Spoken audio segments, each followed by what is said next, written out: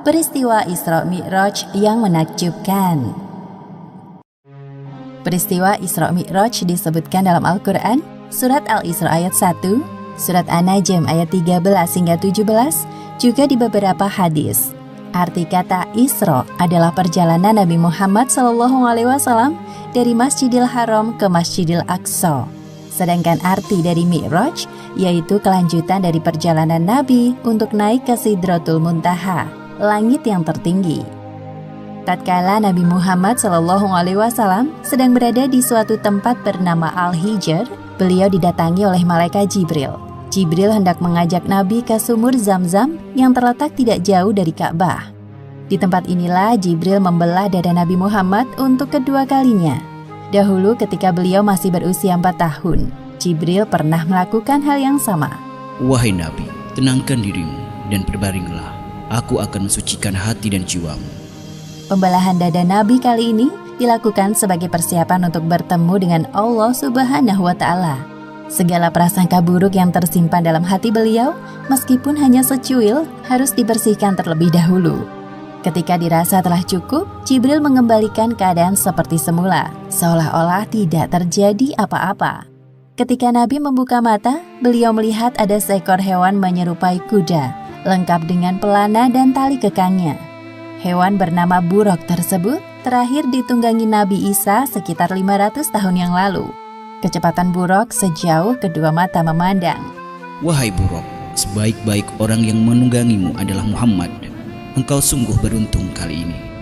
Nabi Muhammad duduk di punggung buruk, melewati Masjidil Haram menuju Masjidil Aqsa di Palestina.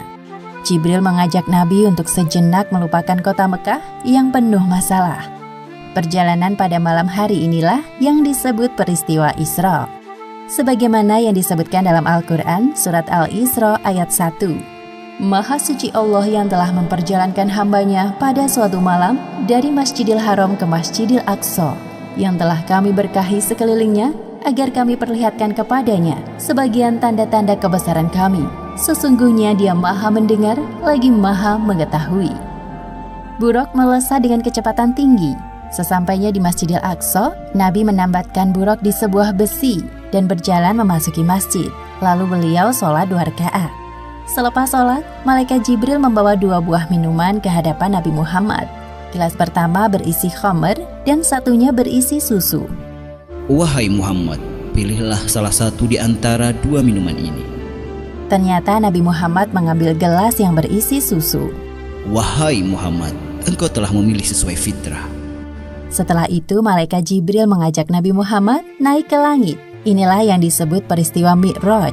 Hanya sekejap, Jibril dan Nabi Muhammad telah tiba di depan pintu langit pertama atau disebut juga langit dunia. Wahai penjaga pintu langit, bukalah pintunya. Siapakah engkau? Aku Jibril.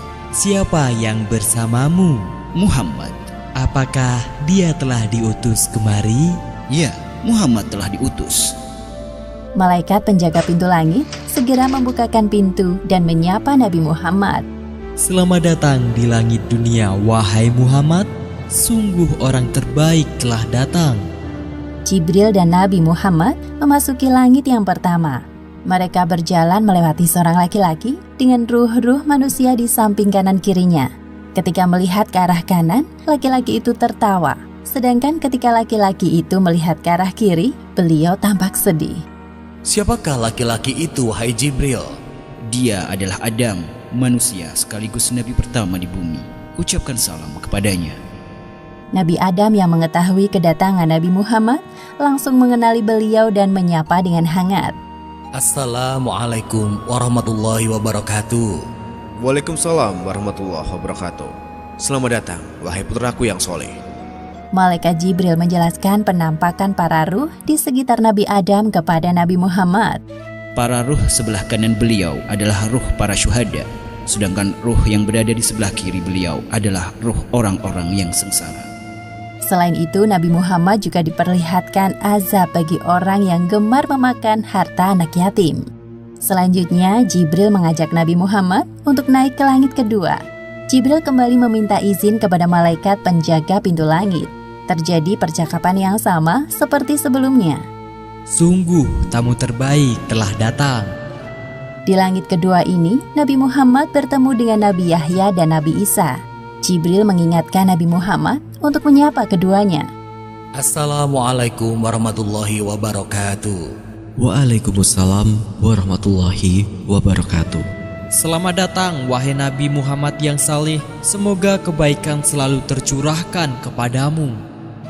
Kemudian Jibril mengajak Nabi Muhammad untuk naik ke langit ketiga. Di sana mereka bertemu dengan laki-laki yang sangat indah parasnya. Wahai Muhammad, inilah Nabi Yusuf, sapalah beliau. Assalamualaikum wahai Nabi Yusuf, aku Muhammad. Waalaikumsalam. Ya, aku telah mengenalmu wahai Nabi Muhammad. Semoga engkau selalu diliputi kebahagiaan. Lalu mereka naik ke langit keempat dan bertemu dengan Nabi Idris. Ternyata Nabi Idris telah mendengar tentang Nabi Muhammad dan mendoakan kebaikan untuk beliau. Selamat datang wahai saudaraku yang solih, Nabi yang salih. Semoga engkau selalu dilimpahkan kesehatan untuk berdakwah kepada umatmu.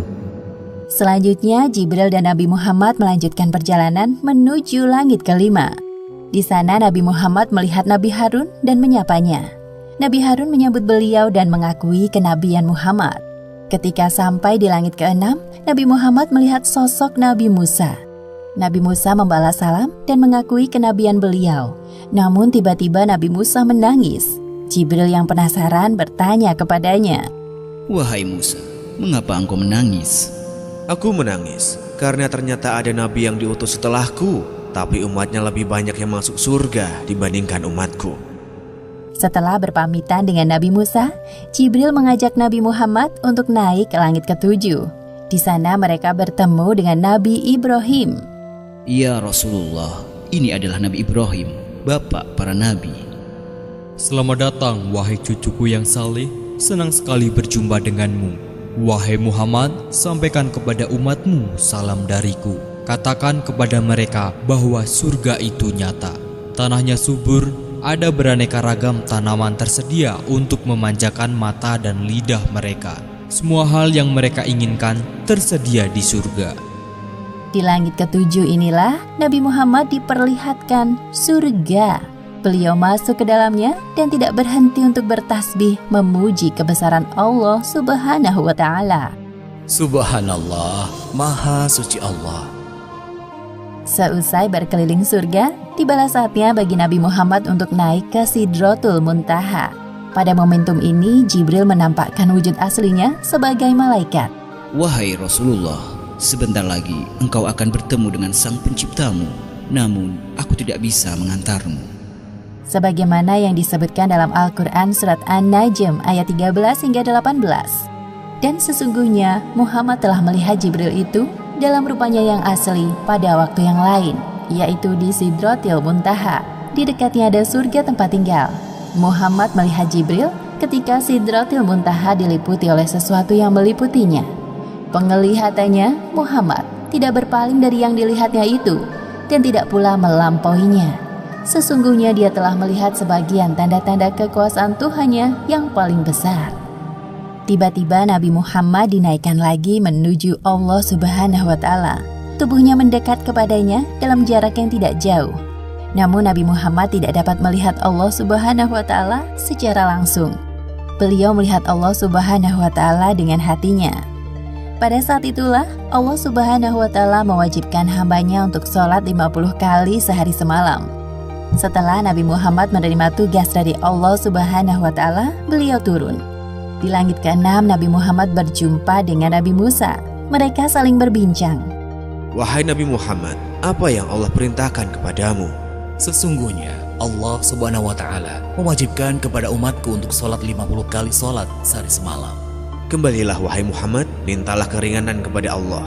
Aku yakin umatmu akan keberatan dengan hal ini. Nabi Muhammad mulai berpikir dan meminta pendapat Jibril. Sedangkan Jibril menyetujui apapun keputusan Nabi. Akhirnya Nabi Muhammad kembali naik untuk menghadap Allah. Nabi Muhammad meminta keringanan untuk umatnya. Maka Allah Subhanahu wa Ta'ala meringankannya menjadi 10 waktu sholat. Kemudian Nabi Muhammad kembali ke langit ke-6 dan bertemu dengan Nabi Musa. Mendengar jawaban dari Nabi Muhammad, Nabi Musa menyuruh beliau untuk meminta keringanan lagi. Kembalilah kepada Robmu. Aku sangat yakin umatmu tidak akan sanggup melakukannya. Nabi Muhammad kembali menghadap Allah Subhanahu wa Ta'ala. Lalu Allah Subhanahu wa Ta'ala meringankan menjadi 5 kali waktu sholat. Nabi turun lagi ke langit ke-6. Di sana Nabi Musa telah menunggu Nabi Muhammad. Nabi Musa kembali menyarankan beliau untuk kembali meminta keringanan kepada Allah Subhanahu wa Ta'ala.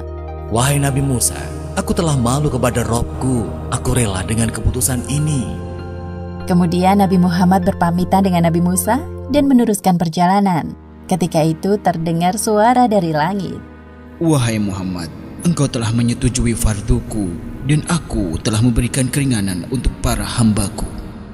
Perintah sholat 5 waktu nilai pahalanya sama seperti 50 waktu dalam sehari semalam.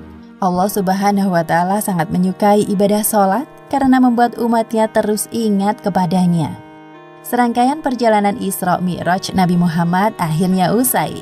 Setibanya di Masjidil Aqsa, Malaikat Jibril menghadirkan para ruh nabi-nabi terdahulu untuk menjadi makmum sholat Nabi Muhammad. Setelah itu, Nabi Muhammad naik ke punggung buruk untuk kembali ke Mekah dan tiba di sana sebelum pagi hari.